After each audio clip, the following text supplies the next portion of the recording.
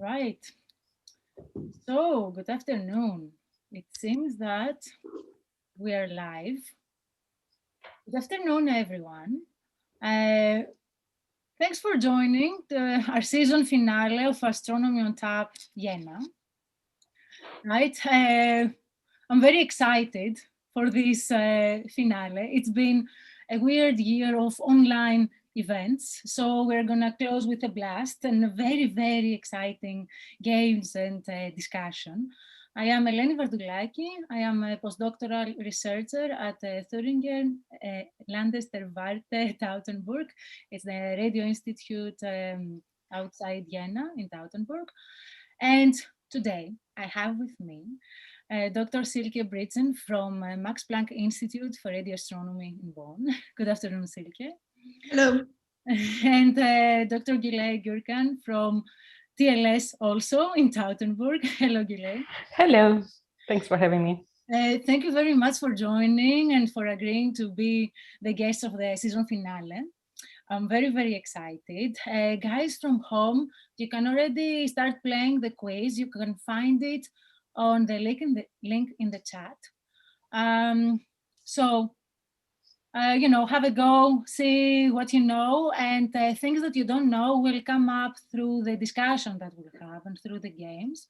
So keep your ears open, and maybe you will get a lot of the answers, and the winner will get an ESO poster. If you have not received yet your poster, there have been a few problems with the post office. I got some of them back, so I will try to resend them. So please be patient and thank you for playing. And also please tell me where you're from. I would like to know where you're watching from, and if you have any questions throughout, just ask. Okay, right. So we will start with an icebreaker. Let me explain how this goes. Okay. Right. Okay. Let me share my slides. This is how it goes. Okay. I will say a word to each one of you. For example, describe the word universe. And for example, Silke will have to describe the word universe to Gulay without using the other four forbidden words. Okay. It's very, very, very, very, very easy. Believe me, I always screw this up. It's the worst game. That's very easy. Yeah, sorry about that. So I will share it privately in the chat. So have a look in the chat, our private chat on the Zoom. So we will start with Silke. Okay, so let me find my word. Okay, right. I found it. So let's see. Okay, so you have to describe the word inside the quotes without saying the four words underneath. Okay. Good luck. Good luck to me too. So is somebody going to guess what I'm describing? Yeah, Gulay will guess what you're describing. Oh, okay. So there's some pressure behind it. Okay. So, that's really a tough one. No pressure. No pressure. No.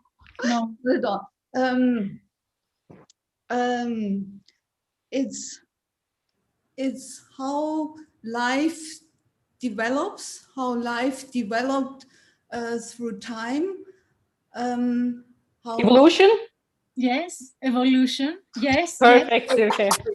Excellent. Okay, come on, you understand. It's amazing. And I actually, okay, so Silke could not say the words galaxies, stars, Darwin, or universe.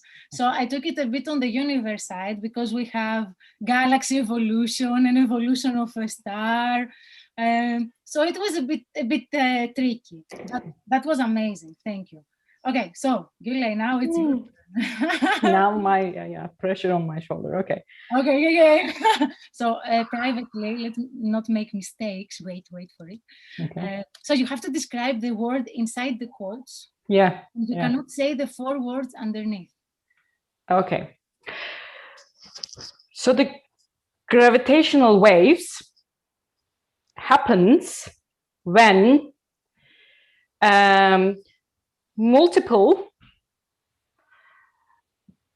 when it is certain number, when this multiple merger, objects, black holes. Yes, but how many? Two. Another word. Yeah. Binary. Perfect. Yes. Perfect. Okay, so the word was binary. Okay, fantastic. That was a very tough one, and you did very well. We have stars here. Okay, so binary, it means two.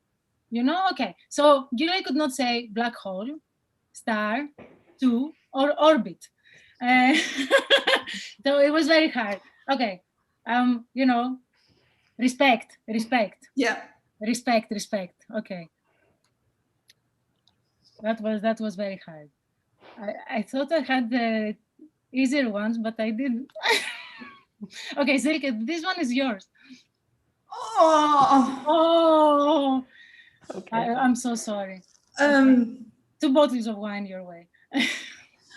Okay, it's a distant black hole. Quasar? Yes.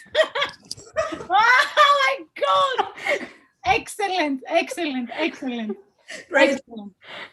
So the word was quasar, and Silke could not say star, luminous, active, and galaxy.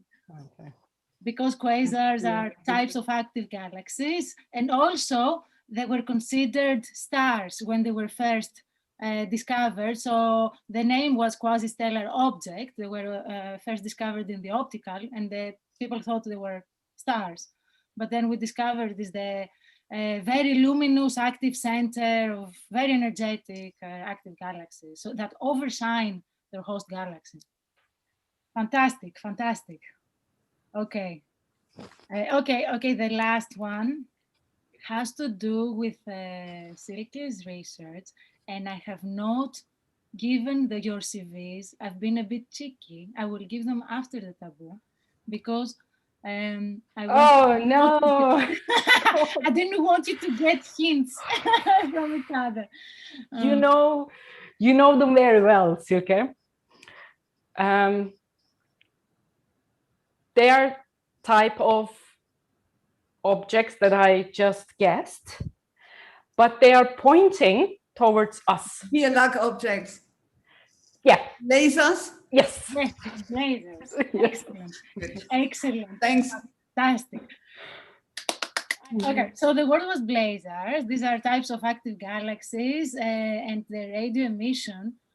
So instead of being projected on the sky, it's coming towards us. So we see it, how do we say, boosted. We see more energy than we were supposed to see.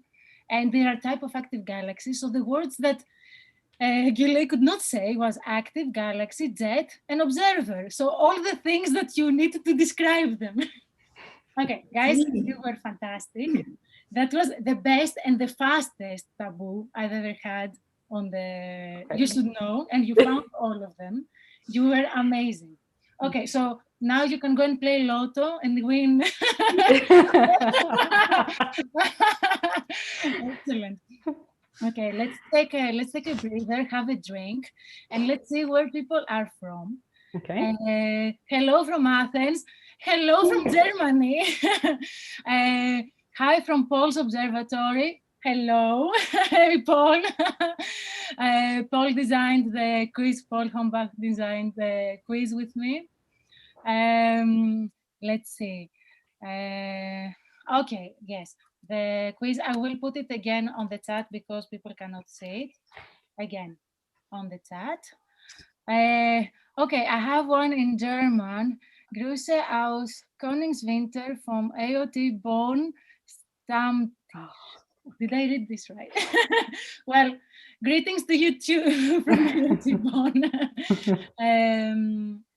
Excellent. Very nice. So now we will discuss a bit about your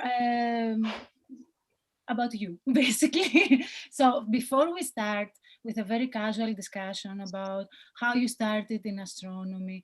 I would like to give your CVs because I didn't do this in the beginning on purpose, because I didn't want you to guess the word. I was cheeky. So, so as I said, we have Dr. Silke Britzen, who is an astronomer at the Max Planck Institute for Radio Astronomy in Bonn, and also teaches at the University of Heidelberg. Her research interests include supermassive black holes, binary black holes, and jets.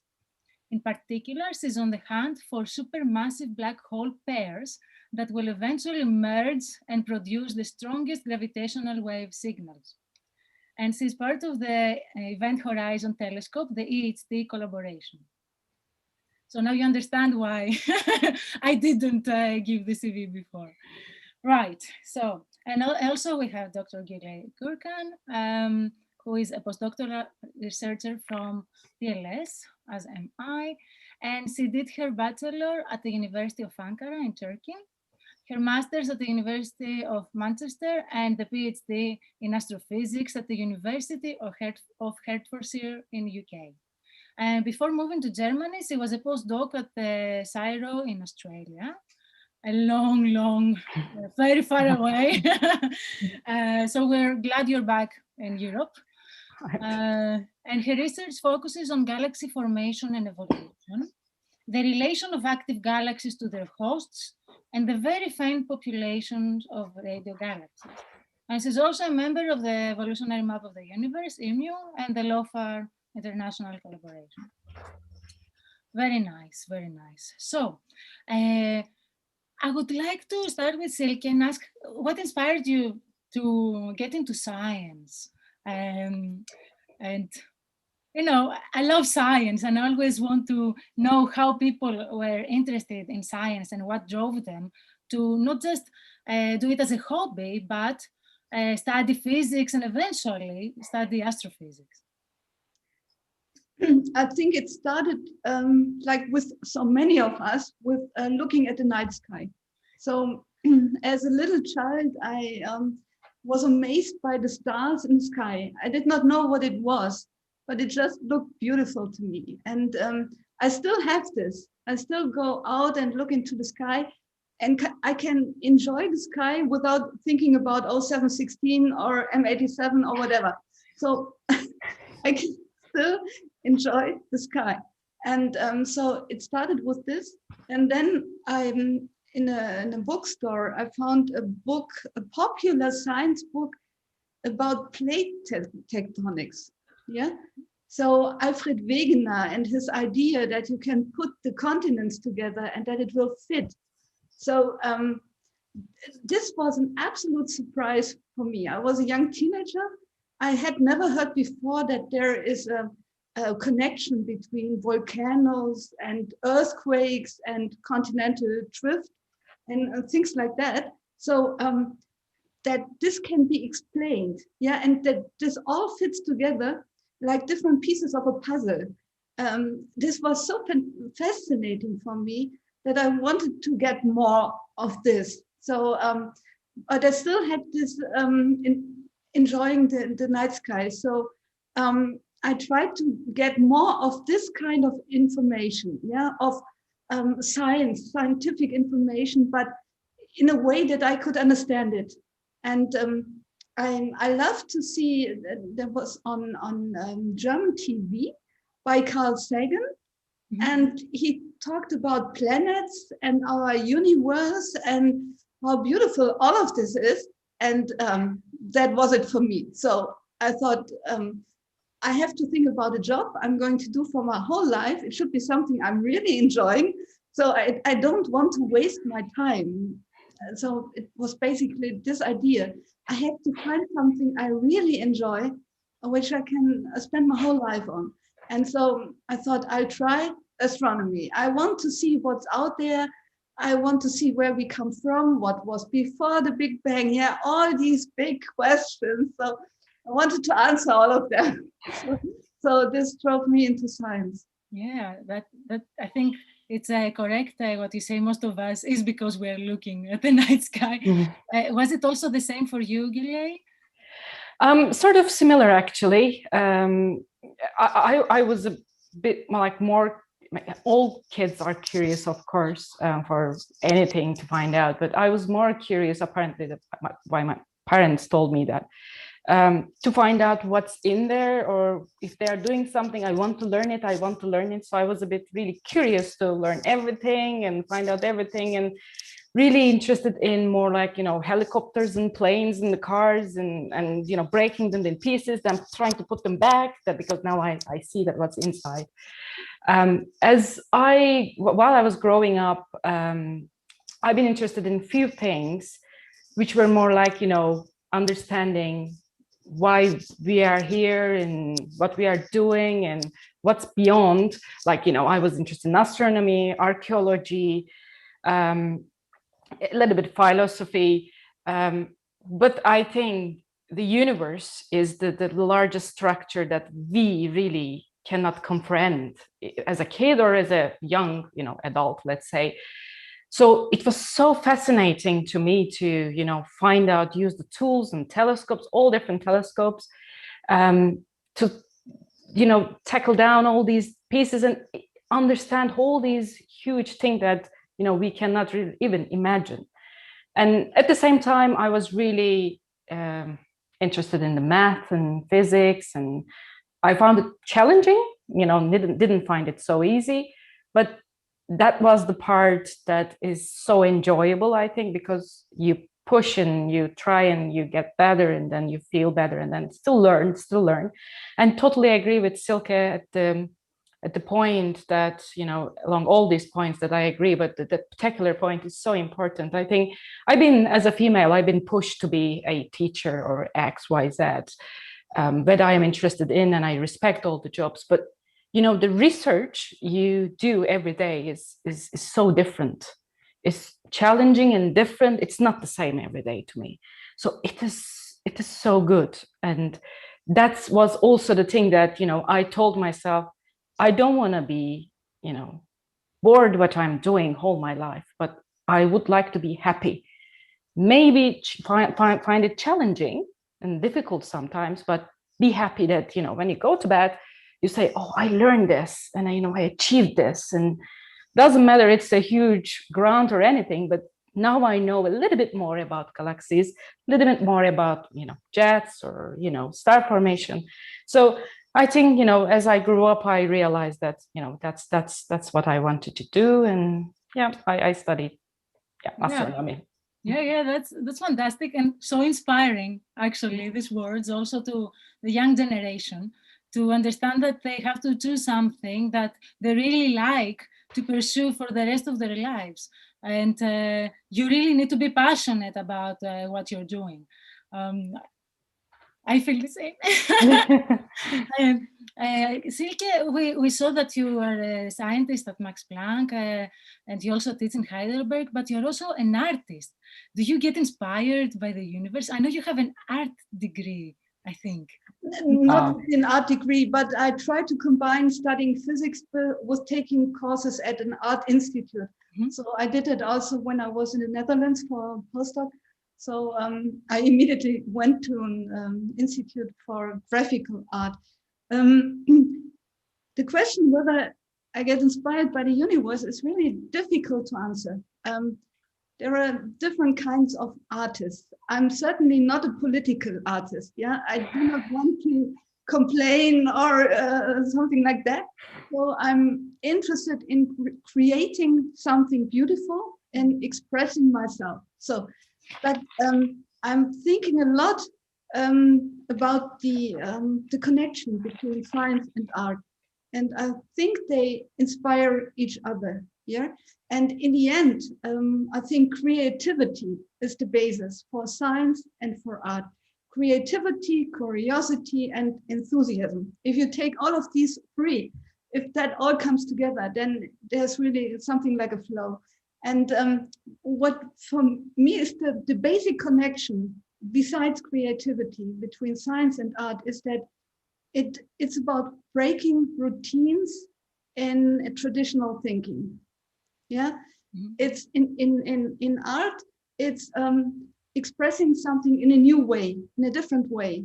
Yeah, you haven't seen it before. And I enjoy paintings of artists where I think, oh, this can be done as well. Yeah, I didn't know that this is possible.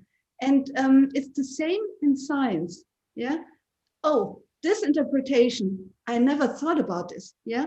So a paradigm shift in thinking. So for art, it has to be new.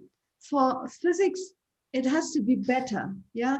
A more simple interpretation. Still fitting all the data, but a more simple approach, a better model.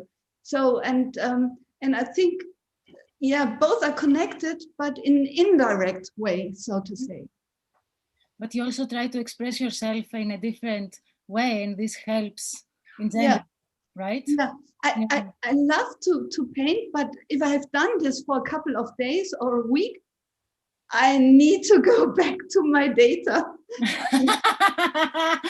Okay, yes.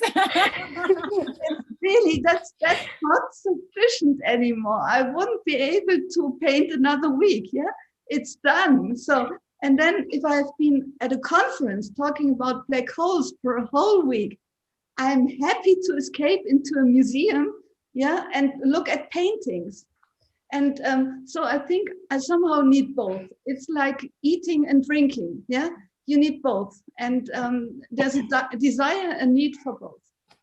Yeah, Gulay, do you have a means of escaping from the data? Let's say. I used to have, but I used to draw, not painting, but just, you know, what's this called? It's sort of coal pen. That I used to draw, and I used to write experimental writings, like small writings. But I think I'm getting more busier and busier, and I sort of I stopped that. But yeah, I used to do a few things like that, but not as good as Silke. I've seen her art; it's beautiful. Now, what did you draw? What were your subjects? What do you mean? When I draw? Yeah. I sort of draw like I combine the flowers that I've seen in my life, or some sort of dreaming of some flowers, and put it in the concept of dresses. Mm-hmm. Oh, okay. Great. Very nice. I would like to wear those dresses. Yes, I love dresses. Excellent. So now we will go a bit more to science and actually your field related questions. So I will ask Silke. Both your fields are active galaxies, but for you, Silke is more the small scales, closer to the black hole. And I would like to give us an example of how close to the black hole we can observe and what we can learn from that. Yeah, we need, as you know, we need enormous resolution. So we use radio telescopes spread over the planet, and we connect them and create a virtual telescope where the resolution is determined by the distance, the largest distance between the radio telescopes. So it's really an Earth-sized telescope with the diameter of the Earth. And this is how we create enormous resolution to really zoom in on the black hole, the shadow of the black hole. Many of you will have seen M87 and the shadow of the black hole. So the resolution we get with this kind of technique, this is 20 microarc seconds. So if you translate this, it's if you want to determine the length of a credit card on the moon from the Earth. So it's really enormous, the resolution that we get. It would be nicer to even have higher resolution. To read the numbers, to read the numbers on the credit. Yes, yes. Yeah. May I just interrupt? Because it's I think really important. I don't think it's confirmed yet, but there is a possibility of getting a antenna, space antenna, to be able to increase the resolution. Is that correct? So there are discussions going on that it would be great to enhance the resolution at the baseline length by going to space. There is a lot of modeling already how the crescent, how the shadow of the ring would look like if you would have this kind of antenna, but I'm not aware of any actual plans, how this will be financed, who will pay for this, usual questions. There's also the idea that there might be a station on the moon, on the backside of the moon. I think 30 years or so from now, maybe 20 to 30 years. So this is long time planning, and yeah, it's a pity. It would be great to have this immediately and to enhance the resolution now already. Yeah. True. Yes, it's very costly also to put a telescope in space or on the backside of the moon. It's not only, you know, the idea and figuring out the science around it. It's how do you get the money for it. So that's a big problem in astronomy always. True. We struggle with that every day. So Gulay, you're also related to active galaxies, but now a bit more to the larger scales. So we go a bit further out to the how AGN, active galaxies, relate to their host and environment. So can you give us an example, for example, of how big these objects can get, for example, in the radio? It is hard to comprehend. I mean, even when I started, because we started with our own galaxy, Milky Way, and you know, we sort of comprehend that, and when we consider to put it in perspective, Milky Way is around 100,000 light years across the diameter. And these active galaxies there we are working on can reach to, you know, 1,500,000 light years across, because the supermassive black hole in the center sucks all these, the matter, although we don't understand properly how these relativistic stream of plasma they produce to both directions from the black hole can reach to, you know, 1,500,000 light years across. These can be as big as this and maybe bigger than this. So these are really huge when you put in perspective of the Milky Way, for instance. Really huge galaxies when we look at in the radio. But when we look at different wavelengths, of course, we see a galaxy similar to sometimes our own galaxy or sometimes a different galaxy, fuzzy blob. They are smaller in scale, but those at radio we see these jets are really, really huge. Yes, I think it's extraordinary, and we've seen pictures of that, of Cygnus A, for example, or some other very well-known examples of huge radio. Oh, yes! Where you think that the host, so imagine the huge size of our Milky Way, and it's tiny compared to how extended the jets can be. Nature is magnificent. Yeah, indeed. Let me see my notes. Oh, it's time for true or false. Yes. Okay. So grab a drink. Let's look at the chat. Let's take a breather. Hello from India. Well, hello to you too. Sorry. Okay, again, thank you for watching. I lost my words. I was really surprised. Thank you for watching all the way from India. That's amazing. Wow, guys, I'm honored. Thank you very much. That's amazing. Thanks for joining from all over the globe. I'm glad that we bring people together to listen about science and what we love. So let's play. Okay. True or false? For true, so this we play between us. The audience can also vote in live chat if they wish.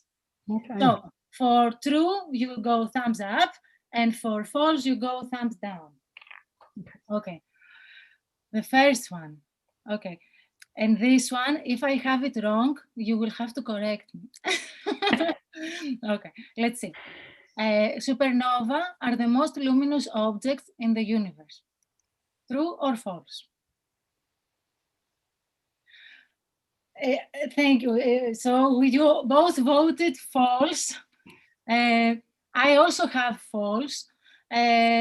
What I found, the most luminous supernova is 5 trillion solar luminosities. So we measure it in solar luminosities, how luminous is our sun. And the most luminous quasar, so the quasars are the most luminous objects in the universe. This one I found is lensed. It's 600 trillion solar luminosities. And it is very, very, very far when the universe was only 10, no, sorry. If we look back in time, 10 billion years ago. Okay, so when the universe was very, very small, the universe is 13.7 billion years old. And there is another one, another quasar, 420 trillion solar luminosities. So, well done. So the gamma ray bursts aren't as okay. I don't know. I was guessing that they are the gamma ray bursts. Okay, so now an expert in gamma rays can interfere and do some peer review to my true or false. But this is the data I found. So I'm open to discussion and finding out what is the brightest. Yes. Okay. Number 2. One of the most powerful radio sources in the sky is Cygnus A. In the radio, it has a size extending to 451 million light years across in the radio. True or false? Oh, okay. It's going to be guessed, but I think it's false. It's less than that, I think. I think I worked around wrong galaxy. Let's see. I'm not going to say anything before I get all the votes. Yeah. Very diplomatic. I love it. Okay, so I made calculations and maybe I'm wrong. So let's do this. So Cygnus A in a paper from 95, if I remember, is 127 arc seconds across.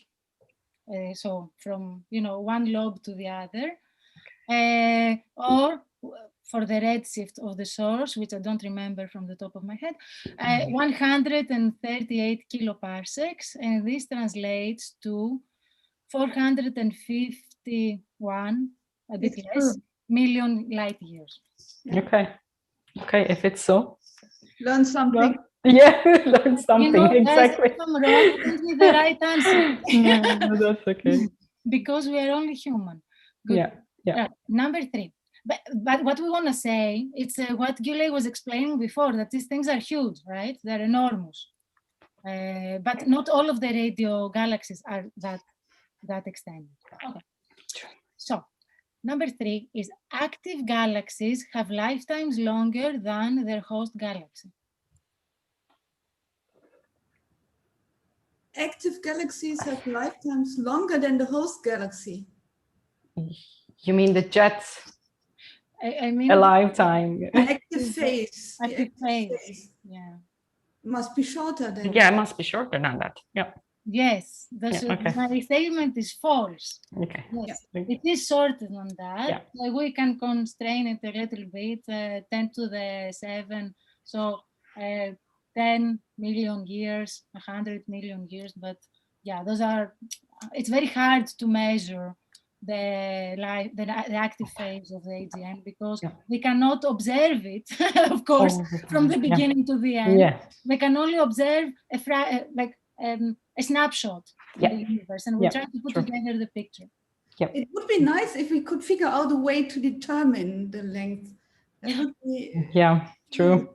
Yeah, from when matter gets sucked into the black hole, you know, and it radiates thermal emission to the radio phase where you have all these big jets, and when they switch off, that would be amazing. So this brings us to our next question. Okay. We cannot have multiple episodes of nuclear activity in galaxies. I mean, the active phase. We cannot, or we can? Said we cannot. False. False. Yes, we can have restarted, as we say, restarted active galaxies. So for reasons we don't yet understand, but there is a lot of research going on currently. We try to understand why the radio jets switch off, and why they switch on again, and we see new emission in the radio. So we call this restarted radio AGN. It's still a bit unclear to us what is happening. True. But very exciting to find out. It is. They're interesting objects. You have been doing very well. We have a few more. Okay. So, active galaxies emit so much energy in their environment that can stop stars from being formed in their host. In some cases, yes. Yes, in some cases, yes. So they have several ways of doing that. One way is by heating their environment, and then the host cannot form stars, because to form stars you need cold gas, and when the cold gas is heated, you don't form stars. And the other way is by pushing this gas out with winds outside of the host, so then you cannot form stars. And more things that I don't want complex to... yes. no, we don't want to go into that. We cannot escape. But if you are interested, I can tell you. So you write to me and I will tell you. Okay, so excellent. You have what, 5 out of 5 almost? Yes. Okay, good. Or 4 out of 5. Yeah, we missed one. Okay. Nice. Number 6. Jets from active galaxies are so powerful they can destroy stars near the nuclear region of the host. Destroy the stars near the nuclear region, around, in the circumnuclear region, as we say. Can they destroy stars? Destroy is the right word. I would say sort of yes, in a way that they would push away or regulate that structure around. So I would say yes, but if the destroy doesn't mean, if it instead of destroy, I was very specific. Destroy. Yeah. I mean, they are not gone away. They are there, but they changed form, maybe, let's say. You don't mean tidal disruption, or? I mean, like a laser beam that will destroy a star, like in Star Wars. No, it's not that way. It's not that way. Yes, so I did a bit of sci-fi there for the amusement of you and for the audience. No, so these jets are not like in movies where you shoot a laser beam and you destroy a whole planet, like in Star Wars. No, this doesn't happen. No. But we know that they hit the environment, and they can push things around. And also, on the other hand, stars can disrupt the jets and change them. So there is an interaction with that. Very nice. Well done. 5 out of 6. Great. Number 7. When two galaxies collide, their supermassive black holes will collide and destroy the galaxies. When you say destroy, you destroy apart, right? Destroy is the wrong word. No, they don't destroy. No, they don't destroy. No. I've been very dramatic today. Yeah. Destroy the galaxies. The galaxies are just gone. Yeah. No, they don't. They don't destroy the galaxies. They merge, And then I have a question from Silke in our session later, who will explain to us what happens when two supermassive black holes merge. So I will leave this for a bit later. So 6 out of 7. Number 8. Blazars, a type of active galaxies emitting at gamma rays, are said to be the most powerful particle accelerators in the universe. I think that's true. Yes. Yep. Yes, yes, this is true. And we also have a question in the quiz. And I think I have a question for Silke also. Let me see. Yes, you will tell us a bit about it later. So number 9, particle acceleration in blazars takes place very close to the black hole near the event horizon. Not necessarily, isn't it? No. No, I would say wrong. Yes, okay. So I went very advanced now. I found a very fancy paper. But Silke is the expert. So I mean, not only there, maybe, you know. No, this paper I found by Petropoulou et al. Says that particle acceleration in blazars. So blazars, we said, they act like particle accelerators. So like you have CERN inside the jet, okay? For example, don't take this literally. This acceleration, so where they gain a lot of momentum, let's say a lot of energy, you know, this boost happens in an active region in the blazar jet, and it happens in standing shock waves or in sites of relativistic magnetic reconnection. And this is very advanced even to explain to the audience. So but yeah, I found this very interesting. That's why I put it there. Okay. Anyway, right. So the last one. Neutrino detectors, such as IceCube, can detect astrophysical neutrino events with energies below 100 tera-eV. True or false? Ooh, yeah, I will go say I'm true as well, but it's a guess. It's not. Yeah, it's true, okay. And it's false because they can also detect a bit higher. Yeah. So they can detect everything. all the ranges. All of it. Okay. They're very powerful. They can also detect above 100 tera-eV. And we also have a question in the quiz about IceCube, the neutrino detector in the Antarctica. So you did very well. Excellent. And even for things, no one knows, only the authors of papers. So the hard questions. That one, for me, it was very interesting because when I read that blazars are particle accelerators, I was like, oh, in which part of the jet this happens? So this was for me a natural question. But yeah, this needs a lot of explanation. So let's move on. I will have a drink. Maybe we can have a dedicated talk on blazars in season 2. Would be great. So let's see. Let me answer a bit the chat. Let's see. Hello, greetings from Bonn. Hello from Jena. Thank you for joining from Bonn.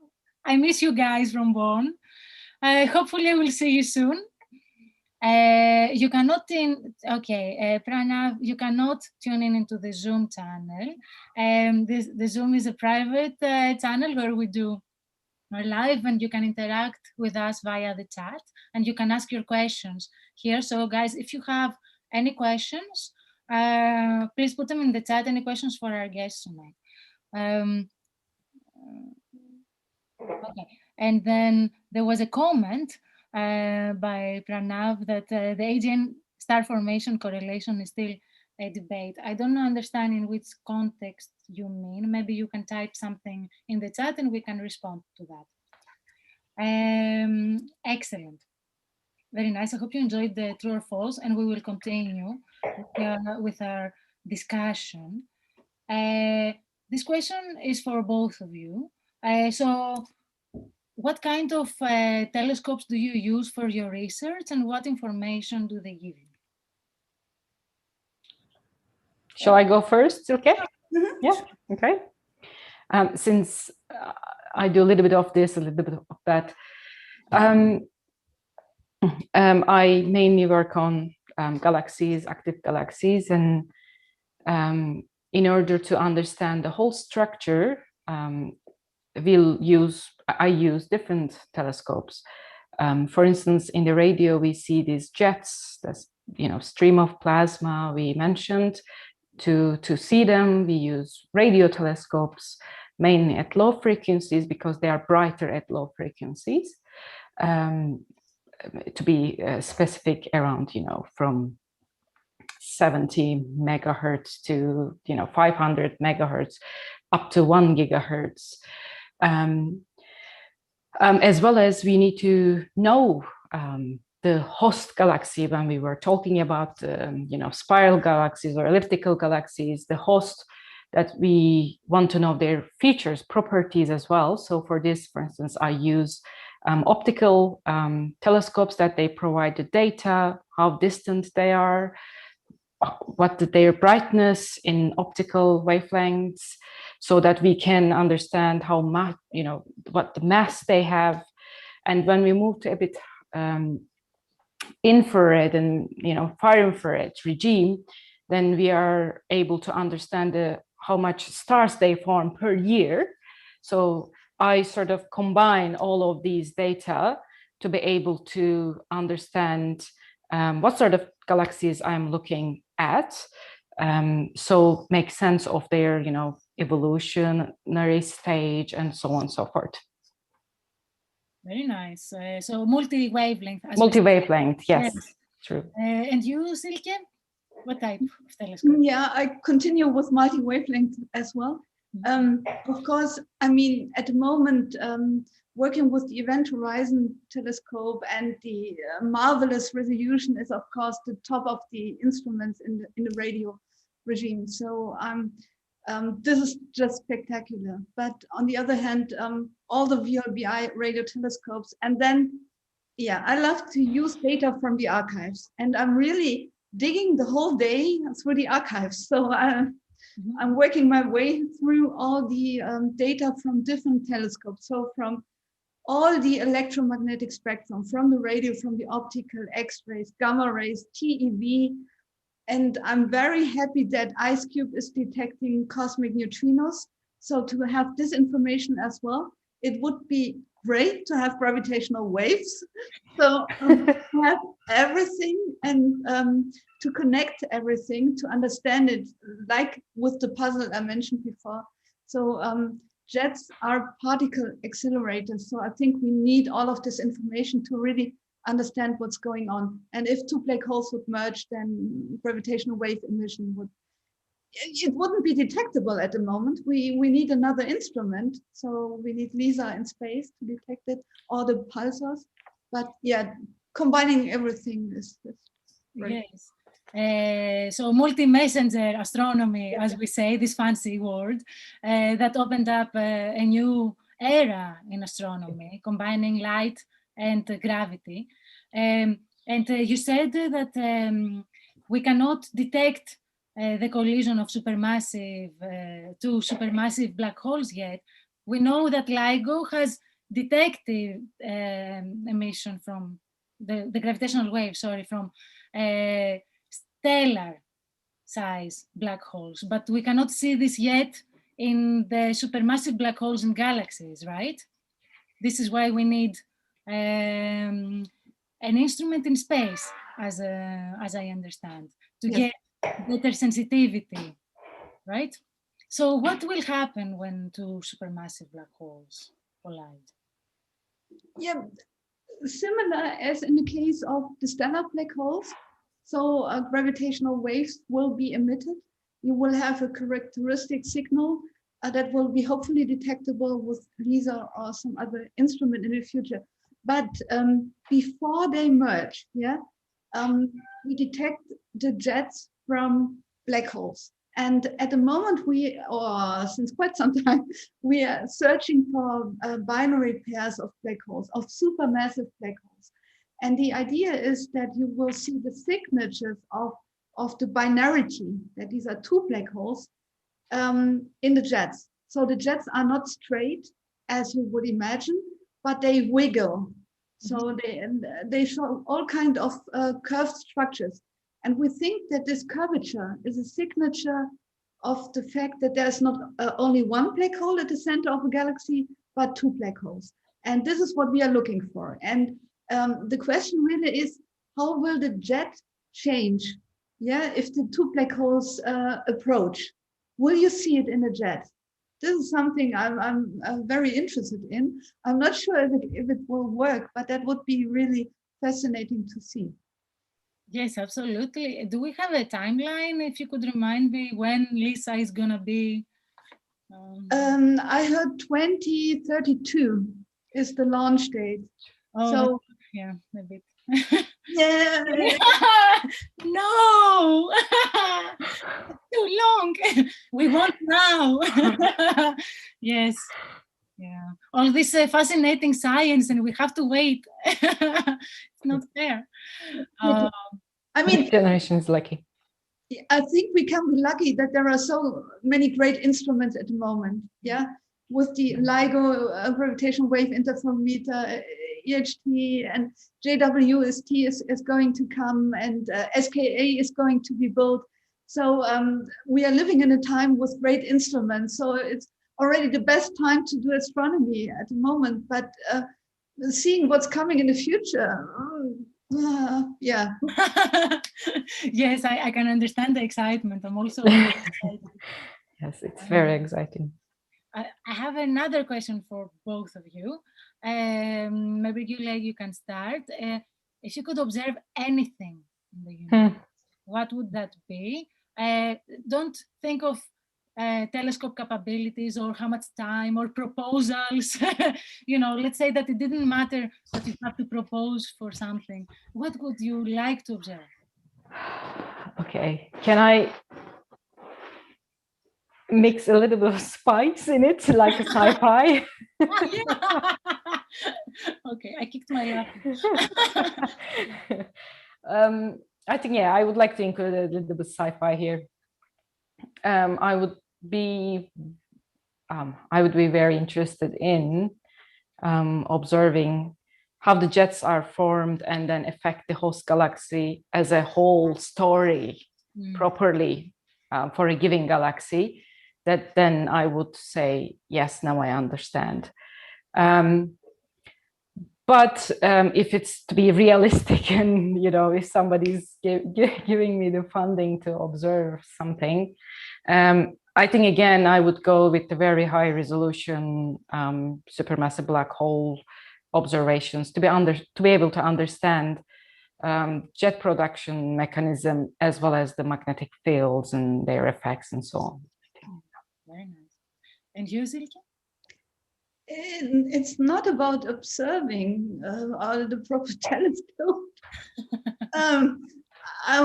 If it's possible, yeah, it would be possible somehow. I would like to have a look beyond the horizon of a supermassive black hole. Yeah, this is the first part of my trip through the universe, and I would really love to understand better how the universe came into being.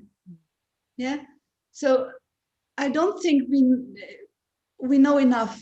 Yeah, there's so much more we need to know in order to understand how our universe came into being, how all of this evolved. So I would really like to go to the beginning of time.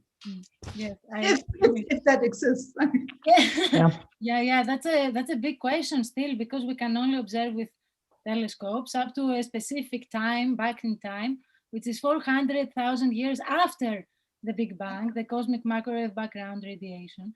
And behind that, this wall, let's say, we cannot observe yet. So we only know from models what happened. So yes, I think that would be fascinating to understand how our universe came to be. Yeah. And I will also agree about the black holes.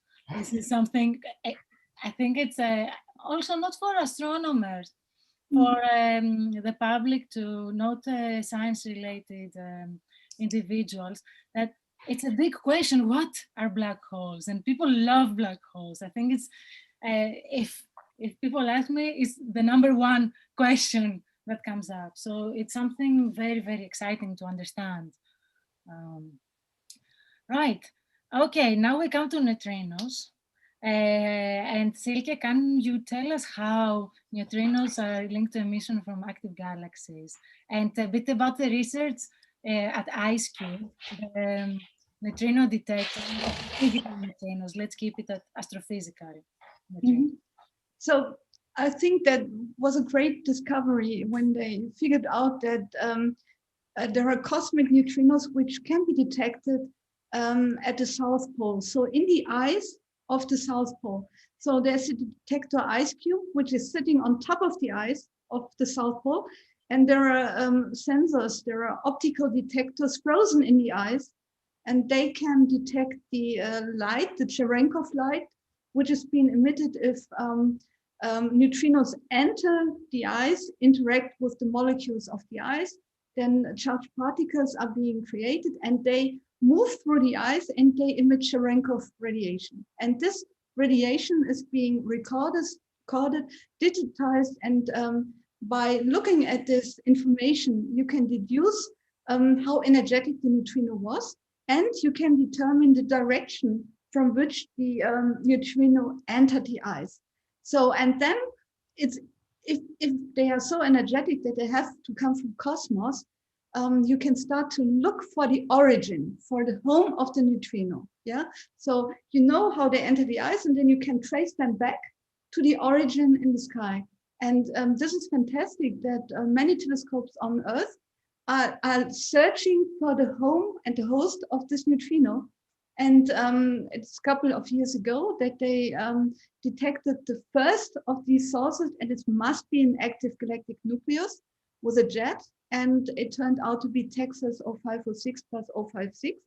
And when I heard about this, that they detected a cosmic neutrino from an AGN, I thought, what's all the fuss about it? We knew this long ago. Yeah.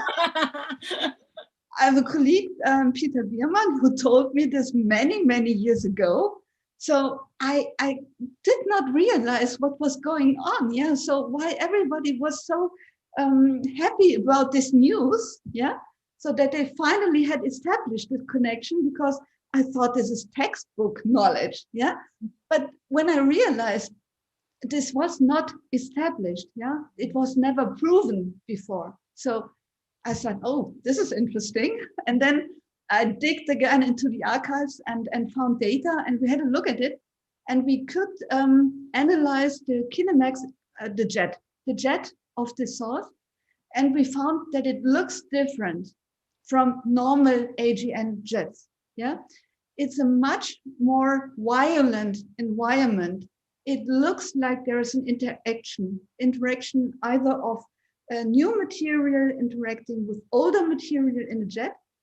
So you really have a kind of a collision site, or the other possible explanation could be that two jets are in collision. But in any case, you have a kind of collision site there. And I found this fascinating that this AGN jet is so different from the normal AGN jets. So I think this is additional support that this neutrino really has to come from this jet. So, and since then we are looking at a couple of sources, and all are peculiar. So it's really, really to study what's going on and how these neutrinos are being produced. Fantastic. For me, it was amazing even to hear about IceCube and how it is built inside the ice. It's a huge construction that goes 2 kilometers deep, I think. I think even deeper. Yeah, deeper. Maybe, yeah, maybe I'm wrong. I don't remember from the top of my head, but it's a huge construction, really deep into the ice. So that's amazing to start with. Thank you very much. So let me take a bit quickly the chat. We will do the chat in a bit. I'll go to Gulay. So now we will ask you about your science a bit. If you can give us a brief description of how galaxies form and evolve, and what is the role of active galaxies. Very brief and very public, you know. I will try my best. Very, very brief. I will try my best. yes, we all still study galaxy formation and evolution, number of astrophysicists in the field, because we still don't understand properly. We have ideas, of course, we have observations, we have simulations, the models that we are trying to make sense. And looking at the observations, combine all these, number of galaxies we observe around the sky at different wavelengths, we sort of come together few important processes that I think involved, or we think involved, in the galaxy formation and evolution. When we look at in the nearby universe, for instance, we see galaxies like our own galaxy, Milky Way, have these spiral arms, or we see galaxies fuzzy blobs, because they don't have these highly forming stars, actively forming their stars. They are a little bit dying in their stage. And when you ask the question, how these galaxies form, they form in a similar way. It just takes time for some components to form a bit later stage. And we know that three key processes are really important in the galaxy formation. One of them is the primordial collapse, what we say, like consider as a pancake of gas collapsing with the effect of the gravity and some fluctuations in the universe, and then forming these little galaxies. Of course, galaxies are not there on their own, far away from other galaxies, especially back in the universe. The universe was more chaotic. So you can imagine that there have been many more galaxies come together and merge to form a bigger galaxy. That's what we call hierarchical clustering. Then you might end up as this fuzzy blob elliptical galaxy we call, but there are some, spiral galaxies we see. They might form in a similar way, but instead of two galaxies are merging, a very wild merge history you can think of, there can be small merging interactions. Then this sort of keep the galaxy going, that if you see a galaxy, spiral galaxy, you see a fuzzy, bright blob in the center, what we call this bulge, basically clustering of stars. This forms first, and then what we don't see, there's huge structure around each galaxy, that there's some available matter that slowly cool down and sits on the disky part of the galaxy, being at the effect of the gravity and so on, start forming those disks we see, or spiral arms we see, and we see still like young forming stars there. Then when we look at the central bulge part of it, more like old stars formed before they evolved. If we come to the effect of the AGN, as we just mentioned, talked about it, they form these enormous jets we call, or outflows or winds. Obviously, such strong things do not destroy anything, but they affect the galaxy that we are, this active nuclei that this galaxy is hosting, because such an energetic output, obviously, it will affect something.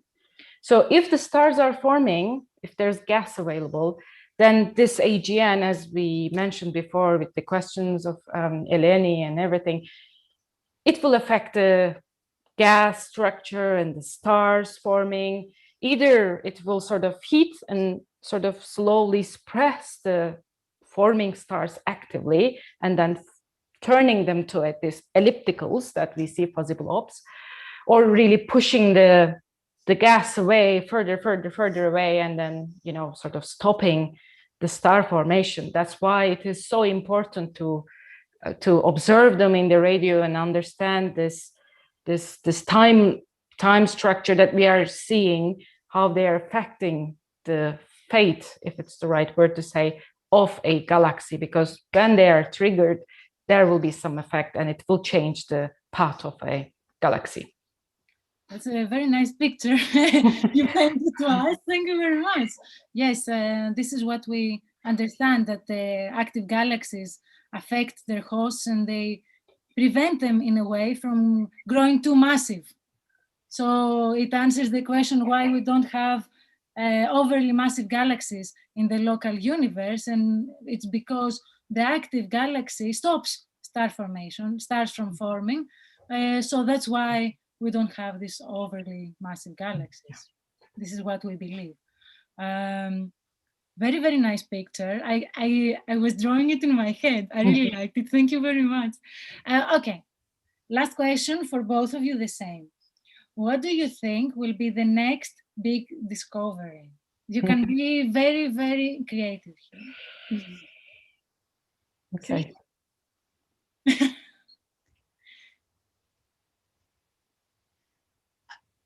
I think the most likely one would probably be a supernova explosion with gravitational waves and neutrinos, something like that. Okay. What I would hope for is that we understand what dark matter is, yeah, that somebody would come up with a model that really fits the data, probably all the data, something like that. Dark energy would be perfect. I mean, then we are done. Then we are done. Our job is done. And we have to find something new to work on. Yeah. Yeah. And for you, Gulay, what do you think? Yeah, I mean, Silke gave really great answers. I mean, I can give two answers actually to that question. What would be the next breakthrough in the, in this world would be, I think dark energy is further away, but dark matter will be the next breakthrough, I think, in astrophysics field. But what I am hoping, actually, that's why I asked the question to Silke, Event Horizon Telescope and this consortium is doing really great work in 10 years, 20 years time.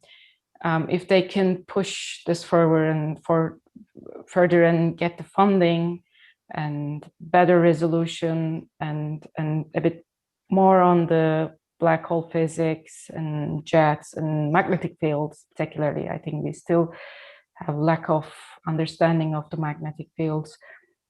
To be, more concrete results and some really good constraints, let's say, yes, a very scientific word would be like better constraints of understanding all these structures would be my hope. But yes, dark matter, I think will be the next breakthrough.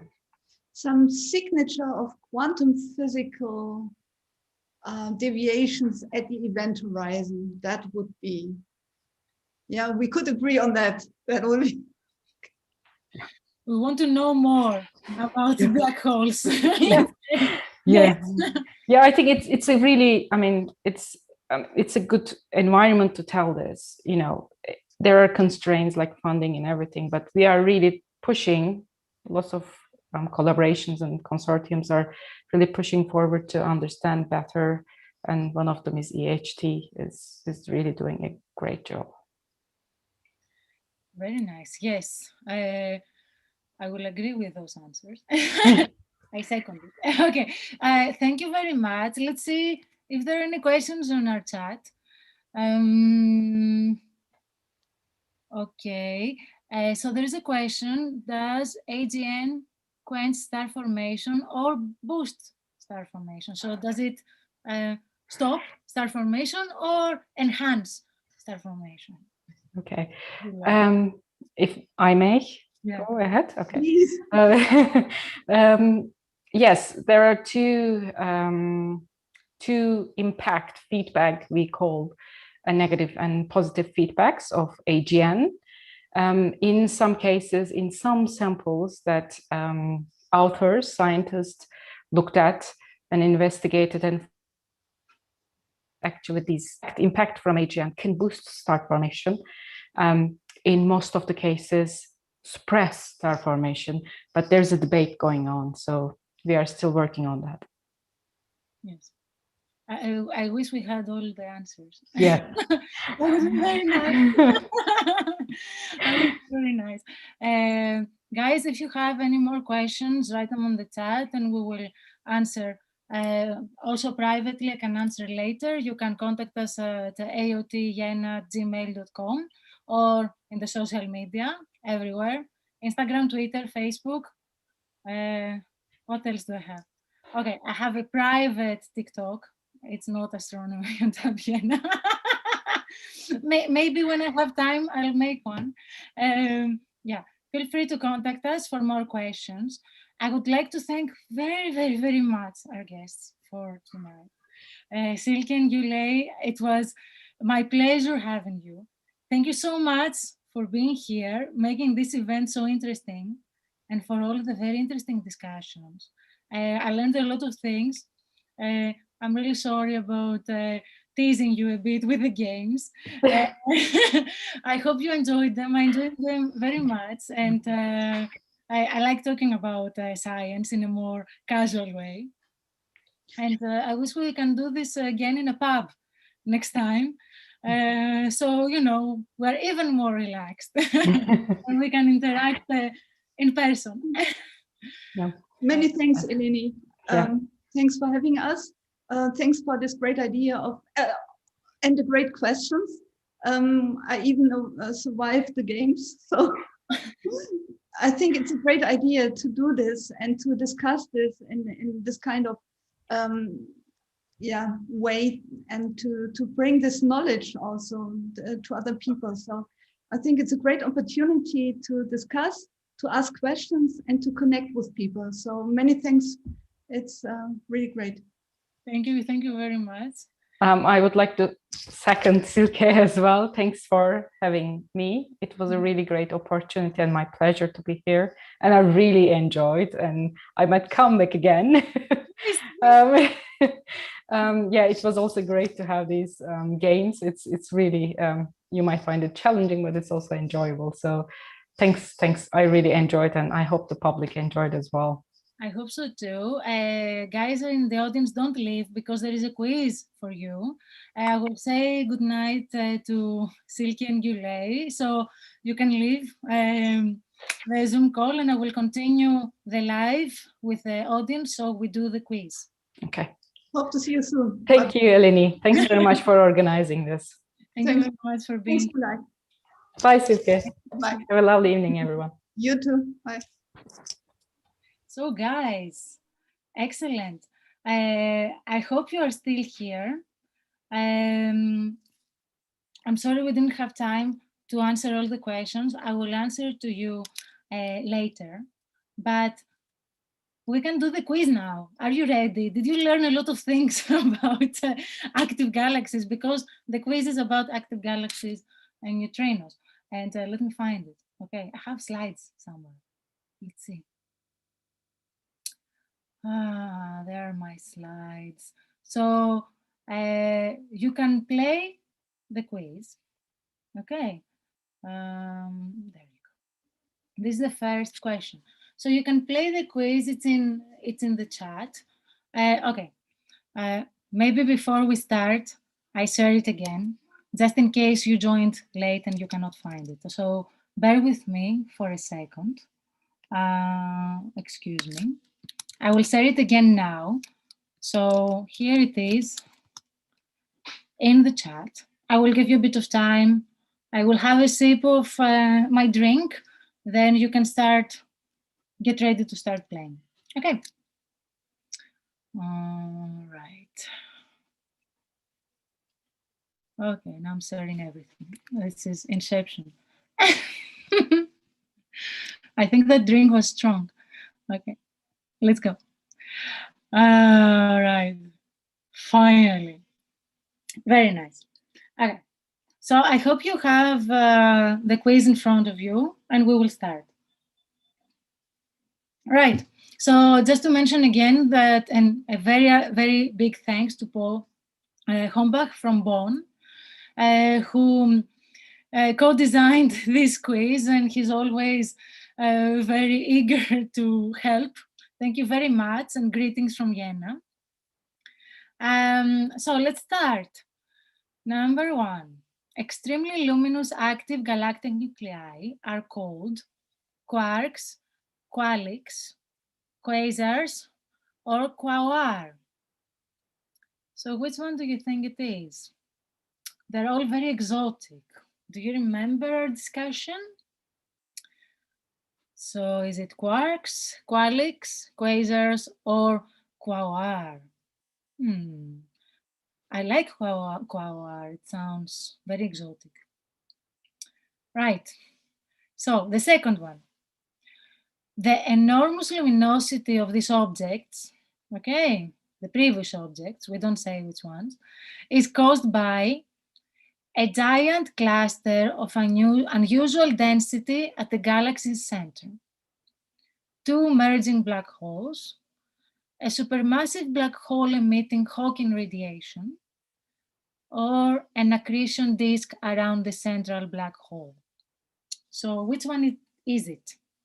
So is it a star cluster, so a cluster of stars? Is it 2 merging black holes, as we discussed before? Is it a supermassive black hole emitting Hawking radiation? Hawking radiation. So this is a theory by Stephen Hawking that says that energy can come out of a black hole. There is this probability that energy goes in and also energy goes out. Whatever goes out is called Hawking radiation, like a energy and anti-energy kind of thing. You should read his book, it's very nice. And the last one, an accretion disk around the central black hole. So let's go to the third one. Active galaxies emit energy at all wavelengths across the electromagnetic spectrum. Is it true or false? At all wavelengths, at the radio, optical, infrared, X-rays, gamma rays, all of them. Is it true or false? Right. Oh, this is a pixelated image. That looks a bit weird. Which radio telescope is that? You have an idea? It's quite big. So think. Okay. And let me help you. It's not in Europe. Okay, it's not in Europe. So we have excluded one continent. Okay. What is the mass of the black hole, Sagittarius A star, at the center of our galaxy in solar masses? I want this. Is it 46,000? Approximately, okay. 460,000, 4,600,000, or 46 million solar masses. Okay, so we're talking about the black hole at the center of our galaxy. Okay, the sixth one, what is the closest approach to Sagittarius A star? So the center of our galaxy by a star. So how close to the center of our galaxy has a star gone? Okay. In astronomical units, astronomical unit is the distance between Sun and the Earth. And this is a standard unit we use in astronomy to measure distances. Okay, so small distances. Because we also use kiloparsecs when it comes to things that are outside our Milky Way. Okay. Okay, so we have the options of 12.6 astronomical units, 15.4 astronomical units, 35.8 astronomical units, or 54.9 astronomical units. So which one is it? The closest approach. 7. What do we call the point of no return when something gets sucked by a black hole? Okay, so a black hole sucks matter and everything around it. Nothing escapes, not even light. Okay, so what do we call the point of no return? That nothing can escape, not even light. How do we call it? It has a funny name. It's 2 words. Okay, 2 words. Okay, so number 8. The first time a neutrino was observed from an extragalactic source was in 2018 from a type of active galaxy known as Seyfert, quasar, blazar, or liner. So these are all types of active galaxies. So which one was it? I hope you were listening to our discussion before. Okay, number 9. How many solar neutrinos cross every square centimeter of our body per second, approximately? So neutrinos don't have a lot of mass, and they are weakly interacting with matter, okay? Which means that they cross through us, they cross throughout the whole Earth, okay, without stopping. That's why we have experiments like IceCube where we trap them. Somehow we force them to interact with ice, as Silke explained, in order to produce energy so we can detect them. Otherwise, they go through us. So, example, through me, how many neutrinos go through per square centimeters of our body per second? So, is this 70? 70,000, 70 million, or 70 billion? Let's see. And the last one, number 10, which one is not a neutrino detector? So we have Super Kamiokande, IceCube, Antares, and ACE. Which one is not a neutrino detector? Okay. Right. I will stop sharing for a second. I will go back to the chat. See if you're still here. Thank you very nice, Pranav. I'm sorry we didn't get to answer all your questions. So let me read now. Before I give a bit of time to people to respond to the quiz. And remember, quiz winner wins an ESO poster, and I will send it to you. Please be patient. The post office has been doing some weird stuff. So I sent a few things and they came back. So we need to figure out what's going on there. Right. So Pranav, you asked, 2 jets coming out of AGN is just a kinematic classical thing or some other mechanism? It's the classic AGN paradigm. So you have, okay, so you have the classic picture of a black hole in the center of a galaxy that sucks matter around it, and you have an accretion disk. This is how we call it. So matter is circling around the black hole. Okay, we do not know exactly how the jets are launched. This is what the Event Horizon Telescope is trying to understand. What is the mechanism behind the launching of the jet? But we do know it has to be on the opposite directions. So this is the classic mechanism that we also observe in nature, but also comes through our equations. And why we have 2 jets and not a single jet? Because you have, okay, as I said, we do not know exactly how the jet is launched, but one of the mechanisms for jet launching is that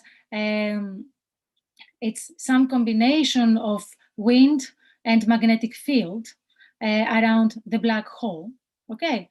And this forces plasma to shoot out, in a sense. So then you have relativistic electrons that will interact with the magnetic field from the black hole, and this spiral around, as we say. So they go in spiral orbits around the magnetic field lines. If the magnetic field lines are straight, this will go like this, and these emit synchrotron radiation, as we call it. It's non-thermal in nature, and this is what we observe in the radio. So you have one jet and a counter jet, because your plane is flat.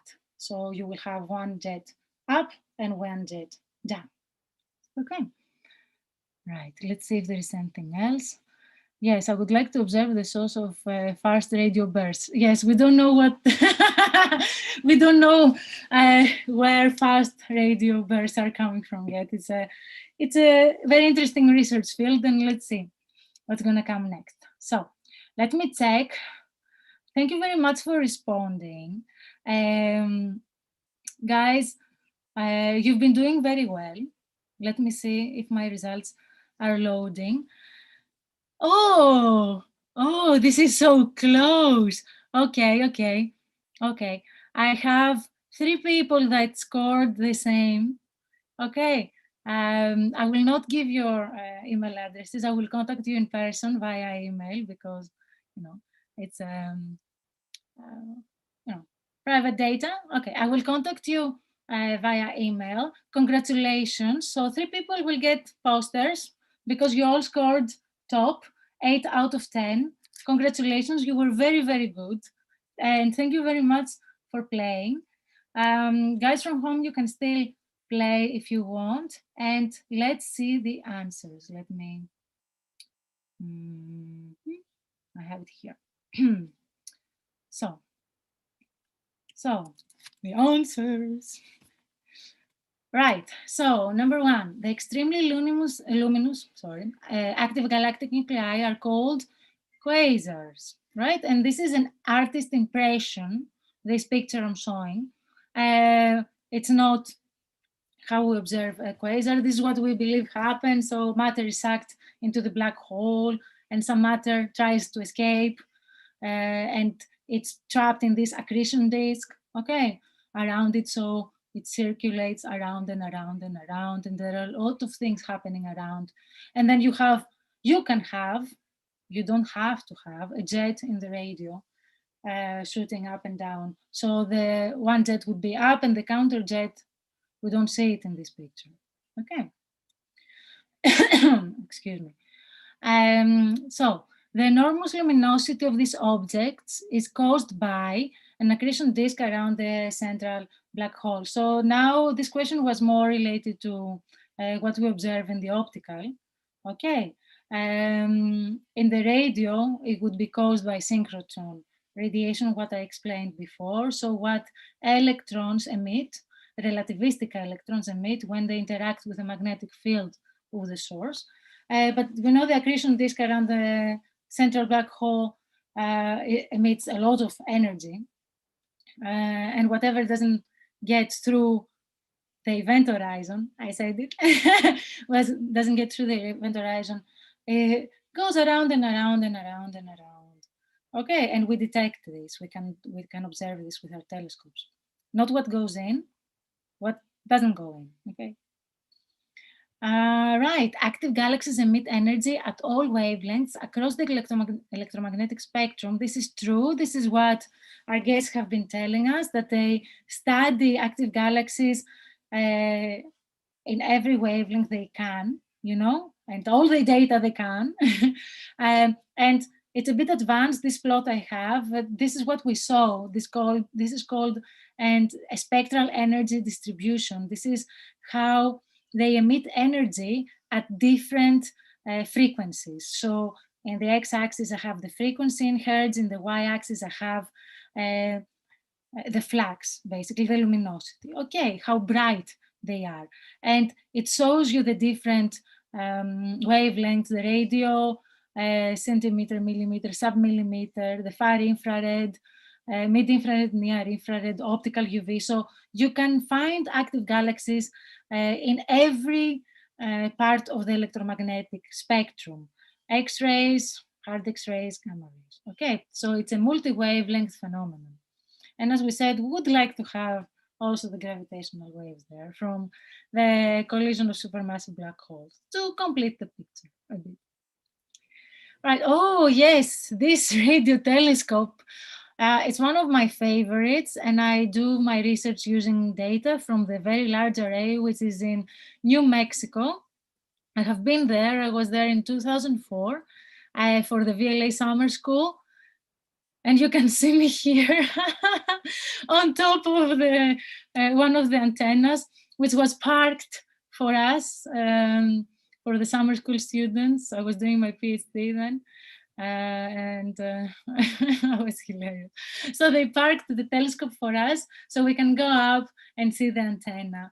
And it's really, really, really, really huge. You are so high up, I don't remember. I don't remember the dimensions of it from the top of my head. It's amazing though, amazing feeling. I was feeling I was touching the sky. Right, so number 5. What is the mass of the black hole Sagittarius A star at the center of our galaxy in solar masses? So it's 4.6 million solar masses. Okay, so it has been measured by gravity observation. So this is the instrument in the Very Large Telescope in Chile, and confirmed by other studies. So it's not a supermassive black hole. The one in the center of our galaxy. And we're still trying to understand what is in the center of our galaxy. But we know there are a lot of stars circulating around, which brings us to the next question. What is the closest approach by a star around the center of our galaxy? Okay, and this is, okay, I forgot the name. I should have written it down. But this is 12.6 astronomical units. So it's almost 13 times the distance between the Earth and the Sun. That is how close the star went to Sagittarius A star. And then it went away. It has a very eccentric orbit, this one. It's S14 or something like that. It's not S2. The one that was used to calculate the mass at the center of our galaxy, of the black hole. Right, number 7. What do we call the point of no return where something gets sucked by a black hole? So the point of no return is called event horizon. Everything that crosses the event horizon goes in, and then the end. But as Hawking has written in one of his theories, maybe some light escapes in Hawking radiation, in the sense that you can have the probability of a particle going in and the antiparticle going out. But we have not observed this, as you know, as I remember from the top of my head. Number 8, the first time a neutrino was observed from an extragalactic source was in 2018 from a type of active galaxy known as Blazar. Okay, so these are the type of galaxies that have jets that are pointing towards the observer. Okay, so their emission in the radio is Doppler boosted, as we say. So it comes together in packs of energy, in packets of energy, and it multiplies, so we see more of it. Okay, these objects are very variable, but as we learned by Silke, this was also a bit different from the other active galaxies. It had different type of jet. So maybe, as I said, it was because of some jet collision or something else. So that was very exciting. Very, very interesting things. Oh, okay. Yes, how many solar neutrinos cross my body? Every square centimeter per second, it's a lot. 70 billion, it's quite a lot. Yeah. Per second, every centimeter, yes. And we could only detect one in 2018 from an extragalactic source. Of course, you have different sources of neutrino. You can have from the sun, you can have from supernovae, and more. You can look at it at the Wikipedia because I don't remember from the top of my head. Right, and number 10. Which one is not a neutrino detector? The answer is ACE. ACE is a NASA space probe to study energetic particles from the sun. Okay, and the other 3 are neutrino detectors. The Super Kamiokande is in Japan, IceCube is in the Antarctica, sorry, and Antares is in the Mediterranean Sea in France, I think. Very nice. So Oh, yes. Okay. So I wanted to show you this because I was so excited in looking at that. So this is Ice Cube Lab in the Antarctic. So on the left, you see what is above the ice. And on the right, you see a graph of what is inside the ice. Okay. And it goes almost 3,000 meters below the ice. Okay. Sorry. And all these detectors that Silke was referring to are on top of these strings. How do you call them? Yeah, strings. And on the right of this image, you see the Eiffel Tower, 324 meters, just as a size comparison. Okay. This is amazing. I mean, it's super exciting. Right, so thank you very much for playing the quiz.